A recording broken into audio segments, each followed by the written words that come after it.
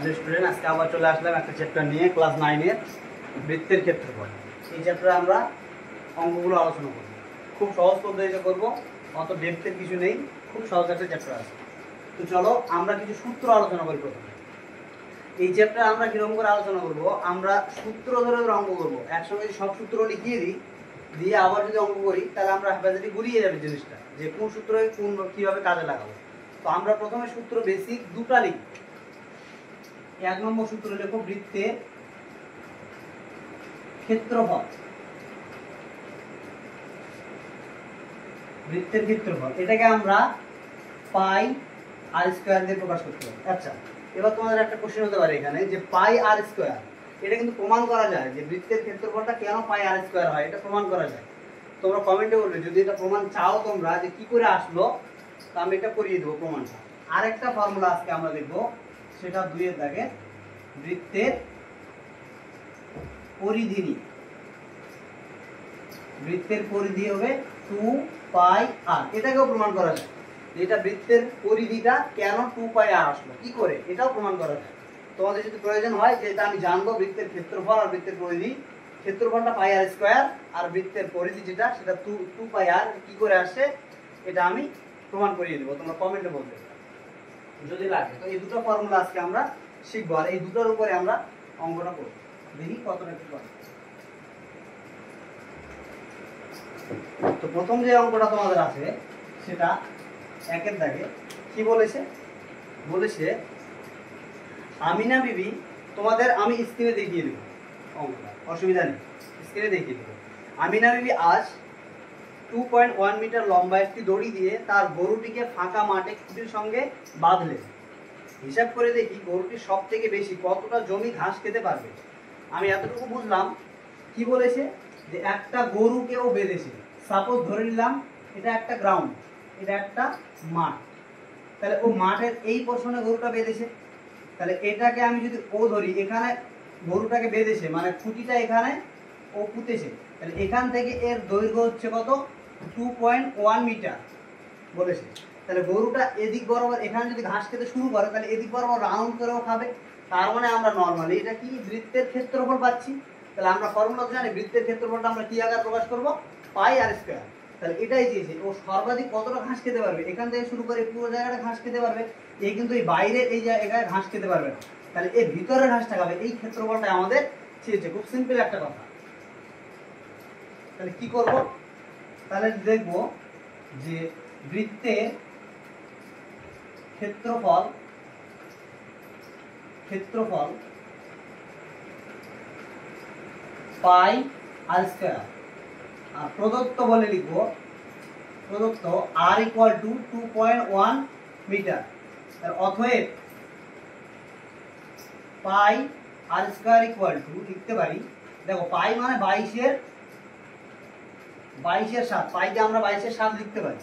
এর মান হচ্ছে 22 এর 7, পাই মানে 22 এর 7 ইনটু, আর এর মান কত, 2.1 এর হোল স্কয়ার। তার মানে পেয়েছি 22 এর 7 ইনটু, আচ্ছা 2.1, এটাকে ডবল করে লিখতে পারি, স্কয়ার যেহেতু আসে তাহলে আবার 2.1 লেখা যায়। তাহলে এবার দেখো 22 এর 7 ইনটু, এটাকে আমরা এইভাবে লিখতে পারি না, 21/10 ইনটু 21/10, এভাবে তো করাই যায়। তো দেখো এবার কিভাবে কাটি, 3 7 21, তাহলে এবার 22 3 আর 21 আমরা গুণ করে অ্যান্সার পাবো 1386, নিচে 10 10 100। তাহলে এখান থেকে ক্যালকুলেশনে আমরা দেখো এটা কি পাবো, 13.86, এটা বর্গ মিটার হবে, বমি। তাহলে কি হবে অ্যান্সারটা, আমরা এখানে লিখতে পারি যে আমিনা বিবি কি বলেছে, সর্বাধিক কতটা ঘাস খেতে পারবে, গরুটি সর্বাধিক কতটা জমি ঘাস খেতে পারবে। তাহলে গরুটি সর্বাধিক এত বর্গ মিটার ঘাস খেতে পারবে। অ্যান্সারে আমরা সেটা লিখবো যে গরুটি, অতএব গরুটি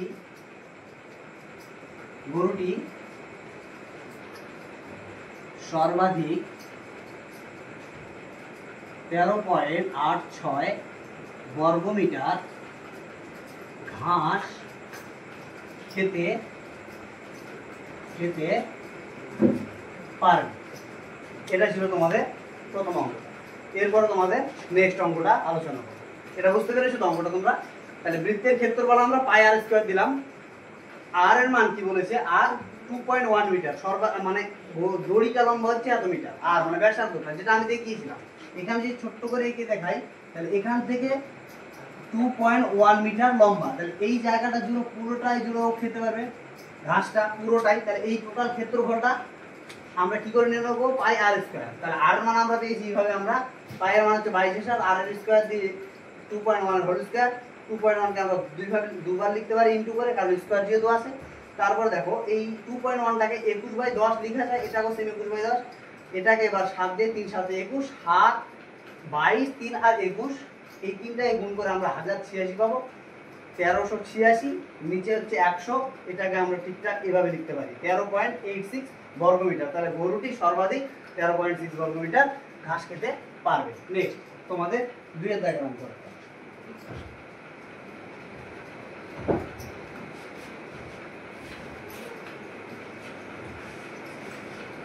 দেখো 2 এর দাগের অঙ্কটা কি বলেছে? 2 এর দাগের অঙ্কটা বলেছে, তোমাদের আমি অঙ্ক দেখিয়ে দেবো, এখানে অসুবিধা নেই, এখানে স্ক্রিনে দেখতে পাবো। 2 এর দাগের অঙ্কটা বলেছে, সুহানা একটি বৃত্ত আঁকবে যার পরিধি হবে 35.2 সেমি। হিসাব করে দেখি সুহানা যে বৃত্ত আঁকবে তার ব্যাসার্ধের দৈর্ঘ্য কত নেবে এবং বৃত্তের ক্ষেত্রফল কত হবে। এখানে অ্যান্সার দুটো চেয়েছি। সুহানা যে বৃত্ত আঁকবে তার পরিধি হবে কত? 35.2 সেমি। তাহলে আমরা বৃত্তের পরিধি, আমরা ফর্মুলা কি জানি? তাহলে বৃত্তের পরিধি আগে, যে বৃত্তের পরিধি ইকুয়াল টু কত হয়? 2 পাই আর। এটা আমরা জানি, একটু আগে ফর্মুলাতে আমরা শিখলাম যে বৃত্তের পরিধি 2 পাই আর। তাহলে সুহানা যে বৃত্তটা আঁকবে তার ক্ষেত্রফল হবে কত? 35.2। এটা আমাদের বইয়ে বলে দিয়েছে। তাহলে আমরা এখানে শর্তানুসারে দিতে পারি। শর্তানুসারে কি দিব? 2 পাই আর ইকুয়াল টু 35.2। এই বৃত্তের পরিধি সমান, যে আঁকবে এটার পরিধি সমান হবে। তো এখানে দেখো আমরা 2 তো আছে কনস্ট্যান্ট ধ্রুবক, পাইও কনস্ট্যান্ট 22 এর সাথে মান আমরা জানি, আর এর মান শুধু আমরা জানি না। তাহলে এখান থেকে আমরা আর এর মানটা ক্যালকুলেশন করতে পারবো। তাহলে দেখো আর এর মান কি করে লিখবো? আর ইকুয়াল টু 35.2 2 পাই, এটা লিখলাম। তাহলে আর ইকুয়াল টু কত হলো? 35.2 2 ইন্টু পাই এর মান কত? 22 এর 7। এটাকে আমি যদি আবার ক্যালকুলেশন করি কত হবে? দেখো 35.2টাকে আমি 352 লিখছি একবার। 352 পয়েন্টের জন্য পয়েন্টটা উঠে গেছে, নিচে 10 চলে আসবে, পয়েন্টটা তুলে নিচে 10 দিয়ে দিয়েছি। এবার দেখো এই 7টা উপরে চলে যাবে, ইন্টু 7 নিচে কত? এবার 2 ইন্টু 22 হয়ে যাবে। এই ক্যালকুলেশনটা বুঝতে পারলে? দেখো 7 উপরে চলে গেছে, পয়েন্টটা তুলে দিয়েছি, এটা 10 নিচে আসছে। এবার কাটাকাটি করবো। দেখো আমি একবারই চেষ্টা করছি 11 দিয়ে কাটা। 11 দুগুণ 22, এটা হচ্ছে 3 11 33, কিন্তু এখানে আসে কত? 35। 33 থেকে 35 গেলে 2 ঘর। তাহলে এখানে 2টা আমি যদি মানে একটু হিসাব করি, মনে নেই, তাহলে এটা 2 আর দিয়ে 22 হয়ে যাচ্ছে। তাহলে 11 দিয়ে কাটছি, তাহলে 11 দুগুণ 22। দেখো আবার 2 দিয়ে কাটাকাটি যাবে, 16 দুগুণ 32, 8 দুগুণ 16, 8 দুগুণ 16। তাহলে উপরে কত পেলাম আমরা? 7 আসছে 56, নিচে 10। তাহলে আমি পেলাম আর ইকুয়াল টু 56 নিচে 10। তার মানে আলটিমেটলি এটা কত পাবো? আমি পাবো 5.6 সেমি। তাহলে অতএব আর এর মানটা কত পেলাম আমি? 5.6 সেমি। তাহলে সুহানা যে বৃত্ত আঁকবে তার ব্যাসার্ধের দৈর্ঘ্য কত হবে? 5.6 সেমি। তাহলে অতএব সুহানার আঁকা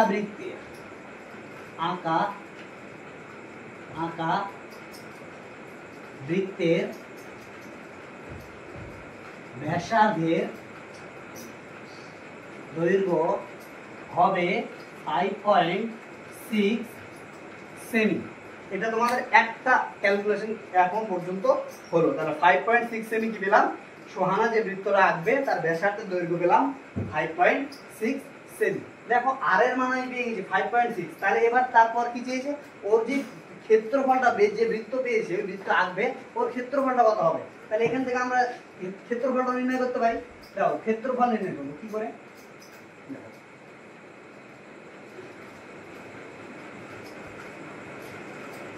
তাহলে আর এর মানটা আমি লিখে নিলাম এখানে, আর ইকুয়াল টু কত পেলাম 5.6 সেমি। তাহলে এবার লিখবো যে এবার বৃত্তের ক্ষেত্রফল, বৃত্তের ক্ষেত্রফল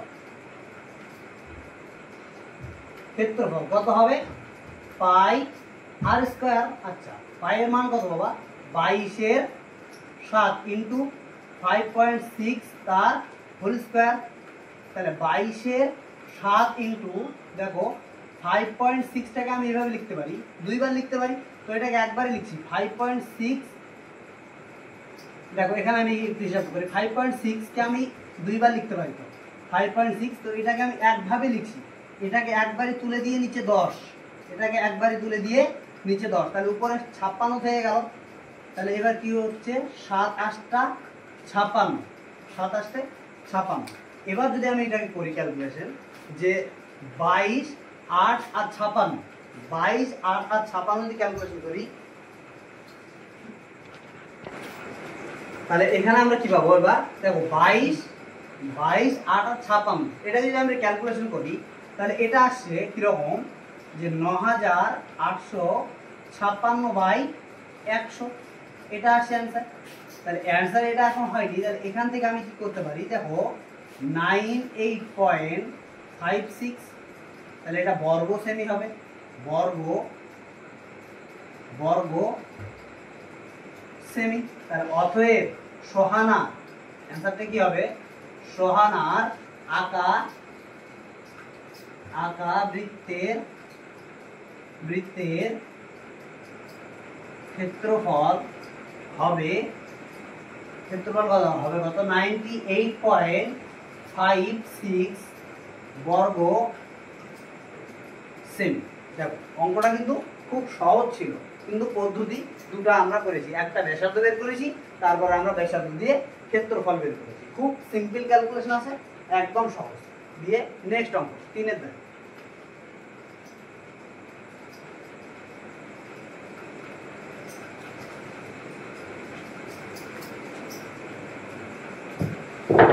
তিনের দাগের অঙ্কটা এবার কি বলেছে, তিনের দাগের অঙ্ক, তিনের দাগের অঙ্কটা বলেছে রেখার দিদিমা একটি গোলাকার টেবিলে ঢাকনা তৈরি করেছেন যার ক্ষেত্রফল 5544 বর্গ সেমি।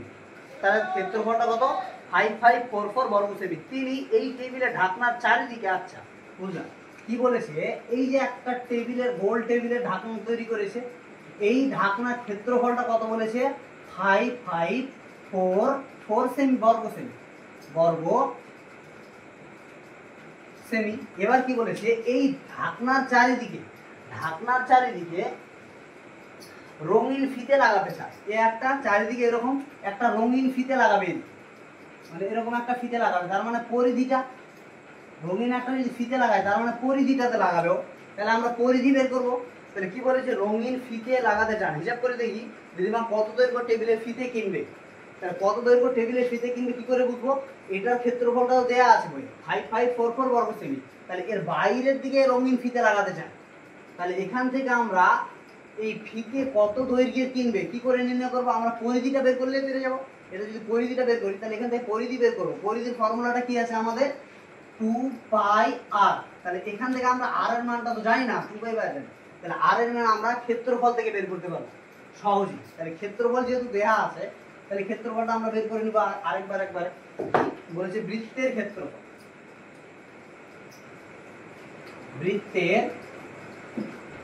ক্ষেত্রফল equal to pi r square. তাহলে শর্তানুসারে pi r square equal to 5544। এখান থেকে আর মানটা বের করে নেব, আর স্কয়ার ইকুয়াল টু কি পড়ে থাকবে দেখো 5544 পাই। তাহলে আর স্কয়ার ইকুয়াল টু পড়ে থাকছে 5544 পাই মানে কত 22-এর 7টা না নিচে না লিখে আমি একবার উপরে লিখে দিলাম, 7টা নিচে তো পরের লাইনে উপরে হয়ে যাবে, স্টেপ জাম্প করলে লাগবে, এটা কিন্তু সহজ। দেখো তাহলে এখান থেকে একটু কাটাকাটি করে নিই। দেখো 2 দিয়ে কাটবো, তাহলে 11 দিয়ে কাটবো, 11 দুগুণ 22। এটা টোটাল যদি আমি কাটি তাহলে 5 11 55, একবারে দুটো ঘর মিললো সেই জন্য একটা শূন্য আসবে, তারপর 4 11 44। 2 দিয়ে আবার যদি কাটি এটাকে কত হবে দেখো, 25 দুগুণ 50, 2 দুগুণ 4।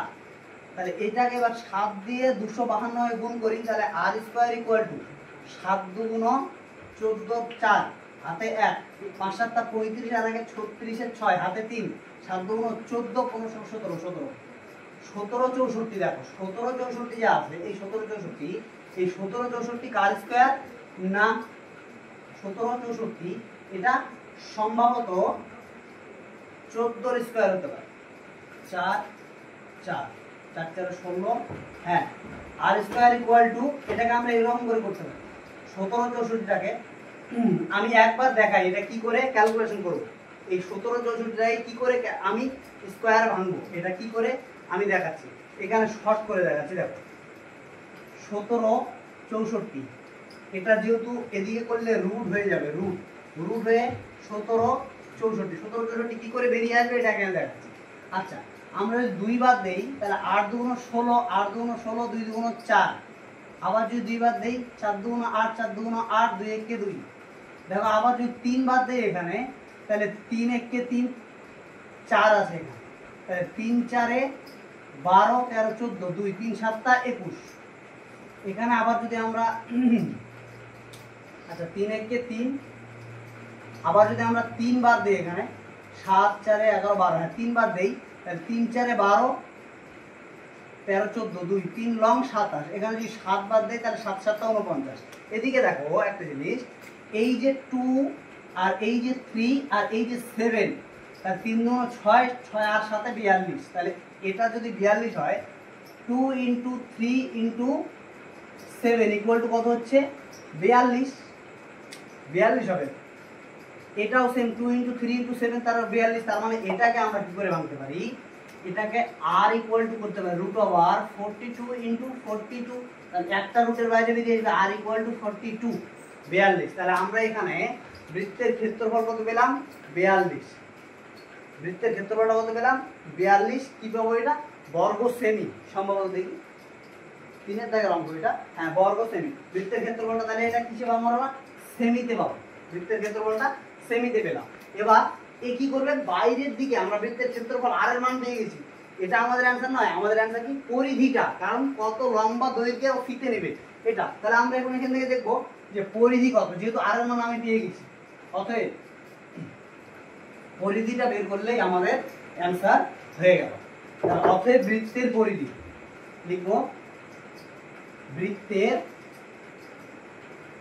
পরিধি, বৃত্তের পরিধি ইকুয়াল টু 2 পাই আর। আচ্ছা আর এর মান আমরা কত পেয়েছি 42, তাহলে এখানে 2 পাই মানে 22 এর 7 ইন্টু 42, 6 7 42। আচ্ছা 6 7 42 যদি হয় এটাকে, তাহলে 22 দুগুণ 44, 44 এর সঙ্গে 6 গুণ 4 6 24 এর 4 হাতে 2 4 24 25, 2 5 25, 254 254। আচ্ছা 424 26, 424 এর 4 হাতে 2 424 করে 26, 264 হবে, 264 সেমি, 264 সেমি। তাহলে বৃত্তের পরিধি তাহলে কত, তাহলে তার কাকিমাকে কত কি করতে হবে, রেখার দিদিমাকে কত লম্বা দৈর্ঘ্যের ফিতে দিতে হবে 264 সেমি লম্বা দৈর্ঘ্যের ফিতে নিবে। বেশ, নেক্সট আমরা 3 4 এর দাগের অঙ্ক দেখব।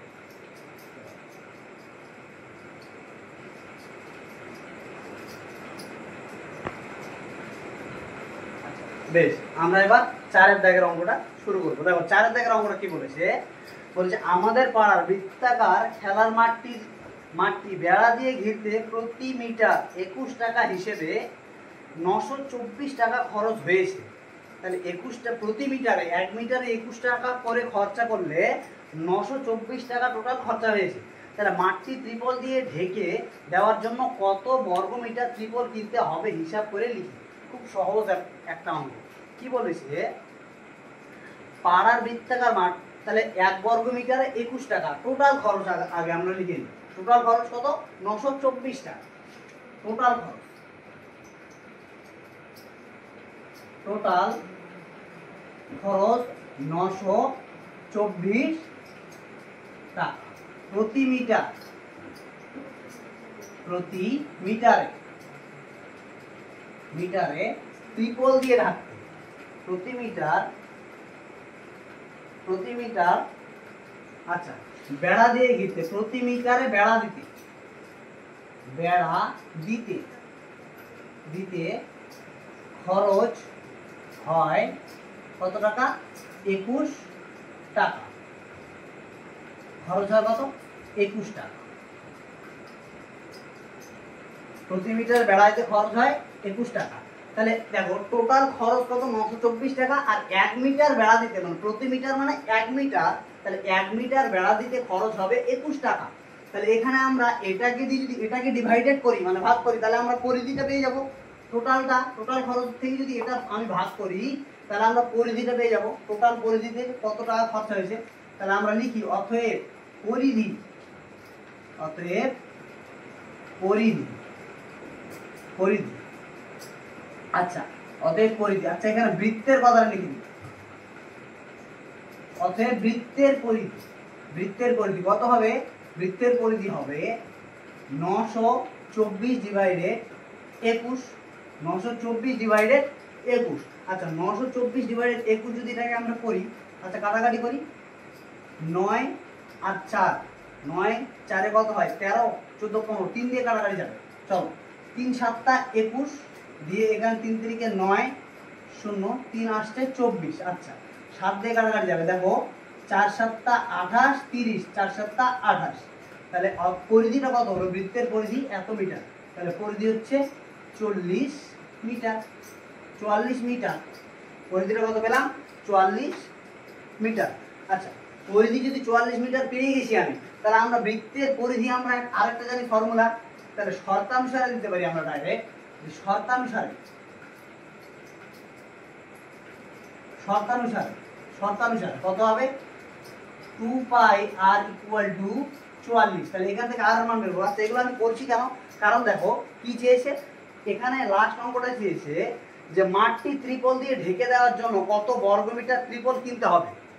মাঠটিকে, বৃত্তাকার যদি মাঠটি হয়, তাহলে মাঠটিকে ত্রিপল দিয়ে ঢেকে দেওয়ার জন্য টোটাল যদি এটা মাঠ হয় একটা, তাহলে এই মাঠটাকে টোটাল ত্রিপল দিয়ে ঢেকে কত বর্গমিটার ত্রিপল লাগবে, সেটা কত বর্গমিটার কি হবে?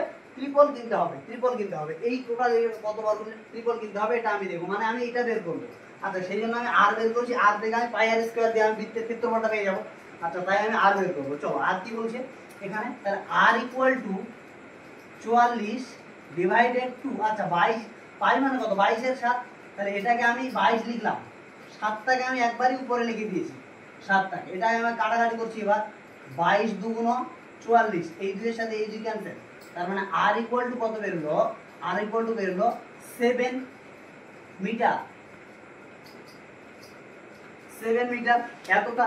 আচ্ছা দেখ আর ইকুয়াল টু 7 মিটার বের করলাম। এবার আমি এখান থেকে ক্ষেত্রফলটা এখান থেকে বের করতে পারবো।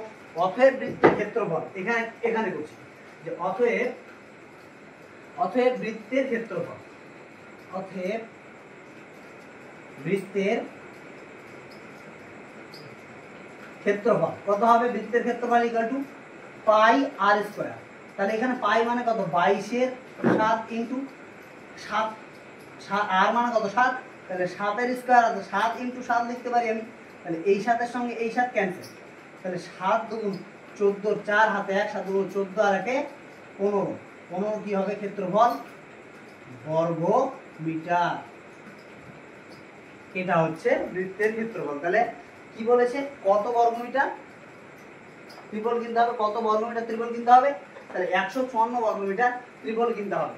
টোটাল মাঠটিকে ঢাকার জন্য 154 বর্গমিটার ত্রিপল কিনতে হবে। এটা ছিল আমাদের 4 এর দাগের কোশ্চেন।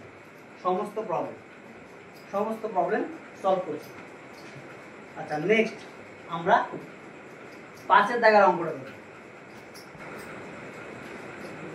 আচ্ছা নেক্সট আমরা 5 দাগের অঙ্কটা করব। 5 দাগের অঙ্কটা কি বলেছে, খারুক একটি বৃত্ত আঁকবে যার ক্ষেত্রের ক্ষেত্রফল, যার ক্ষেত্রে বৃত্তটা আঁকবে তার ক্ষেত্রের ক্ষেত্রফল হবে কত, 616 বর্গ সেমি। তাহলে এখানে আসি, এক এক করে পড়বো, এক এক করে অঙ্ক করবো, এক এক করে পড়বো। কি বলছে যে ফারুক একটি বৃত্ত আঁকবে যার ক্ষেত্রফল হবে 616 বর্গ সেমি। তাহলে আমরা বৃত্তের ক্ষেত্রফল লিখে দেবো।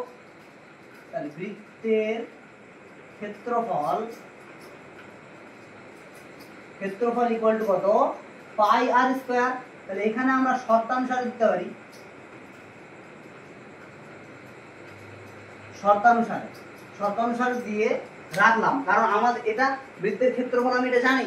আবার বইয়ে দিয়ে দিয়েছে বৃত্তের ক্ষেত্রফল কত, 616 বর্গ সেমি। আচ্ছা হলো, হিসাব করে দেখি ফারুক যে বৃত্ত আঁকবে তার ব্যাসার্ধের দৈর্ঘ্য কত নেবে, তার মানে আমাকে আর বের করতে হবে। শর্তানুসারে দিয়ে কি লিখবো, যে পাই আর স্কয়ার ইকুয়াল টু কত, 616। এখান থেকে আমাকে আর এর মান বের করতে হবে।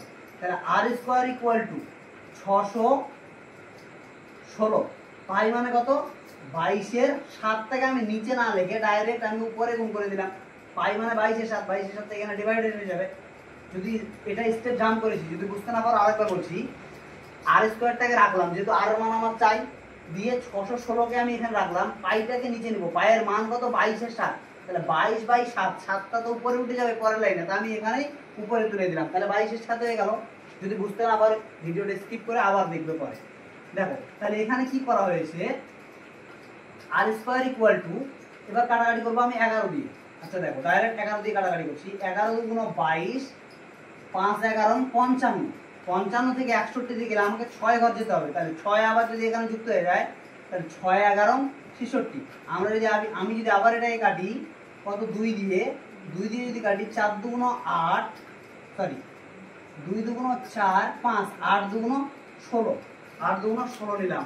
তাহলে এখানে কত হবে দেখো, 7 8টা 56, 6 হাতে 5, 7 দুগুণ 14, 14 আর 5-এ 15 16 17 18 19, 196। তাহলে আর স্কয়ার ইকুয়াল টু 196, 196 মানে কত, দেখো 196, এটাকে 8টাকে যদি এদিকে আমি নিয়ে যাই তাহলে রুট হয়ে যাবে 196। তাহলে আর ইকুয়াল টু 196টাকে আমরা 14 ইন্টু 14 আকারে লিখতে পারি। 196 কে আকার 14 আর 14 গুণ করলে 196 হয়। তাহলে আর ইকুয়াল টু হবে 14 কত, সেমি। 14 সেমি আর ইকুয়াল টু, তাহলে বৃত্তের যে ব্যাসার্ধটা নেবে, তাহলে কত হবে, ফারুক যে বৃত্তটা আঁকবে তার ব্যাসার্ধের দৈর্ঘ্য কত হবে, 14 সেমি। আচ্ছা ব্যাসার্ধের দৈর্ঘ্য 14 সেমি হলো, কিন্তু আমাদের কি চাই, আমাদের চাই আবার একটা কোশ্চেন করেছে যে কি, ব্যাসার্ধের দৈর্ঘ্য 14 সেমি পেলাম, এবার বৃত্তের পরিধি কত হবে। তাহলে বৃত্তের পরিধি, তাহলে আমরা এখানে লিখবো যে বৃত্তের পরিধি, অতএব বৃত্তের পরিধি, বৃত্তের পরিধি ইকুয়াল টু কত, 2 পাই আর।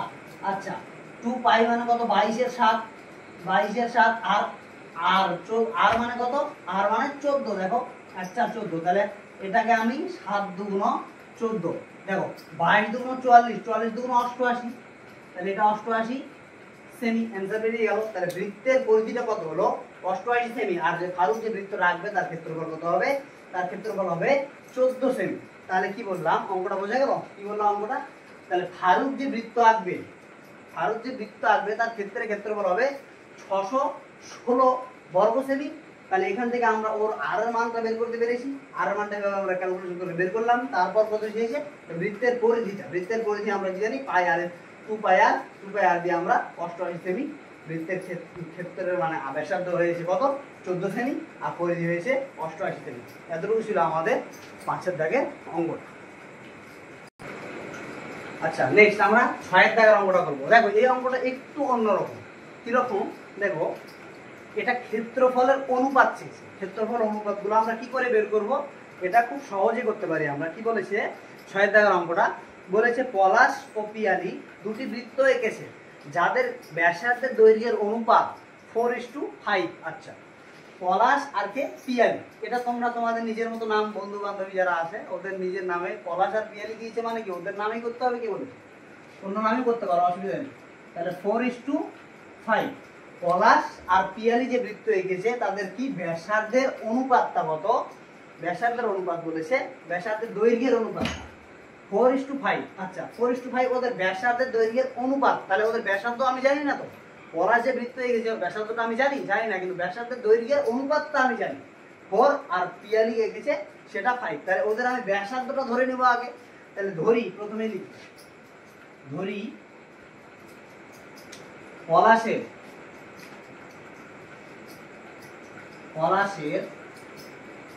বৃত্তের পলাশের আঁকা, আচ্ছা আঁকা বৃত্তের ব্যাসার্ধ ইকুয়াল টু কত? 4x। আবার পিয়ালির আঁকা বৃত্তের ব্যাসার্ধ কত নিব? 5x। তাহলে এবার কি বলেছে যে ওদের বৃত্তগুলো আমরা এবার বৃত্তের ব্যাসার্ধের দৈর্ঘ্য আমরা এবার জেনে গেছি কি 4x কার? পলাশের। আর 5x কার? না পিয়ালি। অনুপাত জানি আমরা, তার সঙ্গে সঙ্গে এবার দৈর্ঘ্যটাও জানি, পলাশের দৈর্ঘ্য আর পিয়ালির দৈর্ঘ্য। এবার কি বলেছে এরা যে বৃত্তটা আঁকবে, ব্যাসার্ধ নিয়ে যে বৃত্তে আঁকবে, সেই বৃত্তের ক্ষেত্রফলের অনুপাতটা কত? তাহলে এখানে আমরা লিখব যে এবার কি লিখবো? পলাশের আঁকা বৃত্তের ক্ষেত্রফল, পলাশের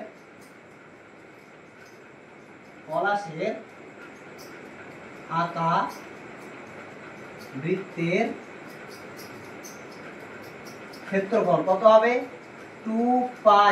আর এর মান কত নিয়েছি? ব্যাসার্ধ, তো ব্যাসার্ধ মানে কত? আর। তাহলে এখানে 4x বুঝে গেল। তাহলে এবার পিয়ালির আঁকা বৃত্তের ক্ষেত্রফল কত নেব এখানে?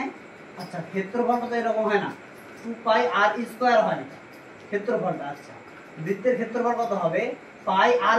r² মানে এর কত? ব্যাসার্ধটা 5x তার স্কয়ার। আচ্ছা এখানে আমরা কত করতে পারি দেখো তো, এখানে একটা ক্যালকুলেশন করতে পারি। আচ্ছা পাই নিলাম, 4 এর স্কয়ার আছে তার মানে কত? 16 x এর স্কয়ার। এখানেও ঠিক সেম, পাই আছে, 5 এর স্কয়ার আছে তার মানে 25 দিয়ে x এর স্কয়ার।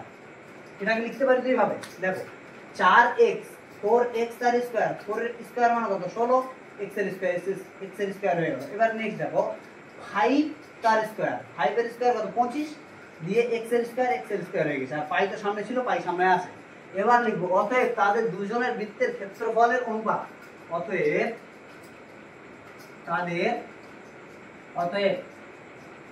তাদের আঁকা বৃত্তের ক্ষেত্রফলের অনুপাত হবে কত? দেখো কত হবে, এখানে আমরা এটাকে সাজাবো কত? পাই x² 16 লিখতে পারি, আগে পরে ইস্টু, অনুপাত মানে ইস্টু, পাই x² 25। তাহলে দেখো অনুপাত মানে কি, কমন জিনিসগুলো আমরা বাদ দিয়ে দিই।